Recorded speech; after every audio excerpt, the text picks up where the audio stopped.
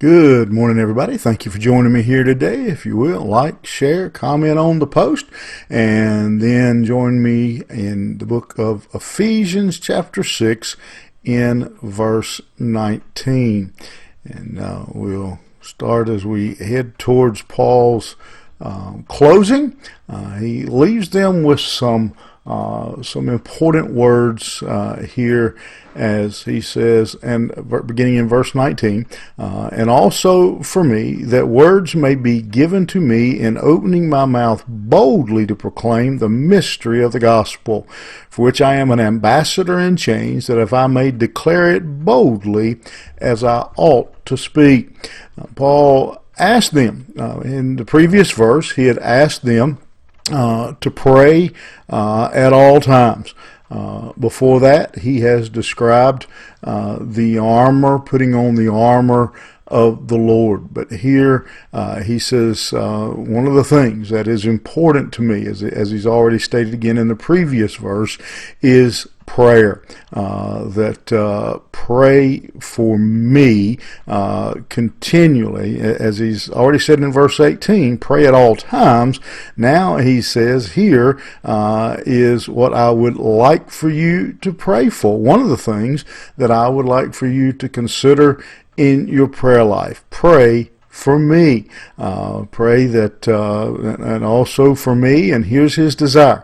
Interesting, if you look down here in verse 20, we are reminded that this is a letter that was written while Paul was under arrest. He is an ambassador in chains. So you would think in verse 19, one of the things that he might say is, as you're praying at all times, pray that I might be released. Pray that I might be set free, that I might be able to get out of this situation. It's not what he prays for, not even close. Paul says that while I'm here, pray that I will open my mouth and proclaim the gospel, that I will tell others about Christ. There's nothing there that indicates in any way he's asking them to pray about his circumstance or his condition, but that he would have the boldness to proclaim the gospel. As I've told you before, in looking at Paul's writings, we believe that much of the gospel that was spread across Europe, most of the people that many of the people that came to know Christ were not because they were in direct contact with Paul, not because they ever attended one of his meetings or one of his church services, anything like that. Instead, this ambassador in chains, that as he was chained to these Roman guards, that while they thought he was chained to them, they were chained to him. And he was using that time and using that with his captive audience. Again, they thought Paul was the captive. Paul thought they were the captives. They're the captive audience who was hearing the gospel. And then as they would rotate out and they would go back to their homes, go back to their cities, go on vacation, wherever they went, they would carry that message of the gospel of Jesus Christ into new places. And so Paul says, let me take advantage of it. Make me bold in proclaiming the mystery of the gospel. Make me bold in proclaiming the very thing that got me in this situation in the first place. That's again what he's saying. Make me even bolder. Make me even stronger. Make me help me to be a greater witness, even though it has got me in this mess, may ultimately cost me my life, and we know that it does.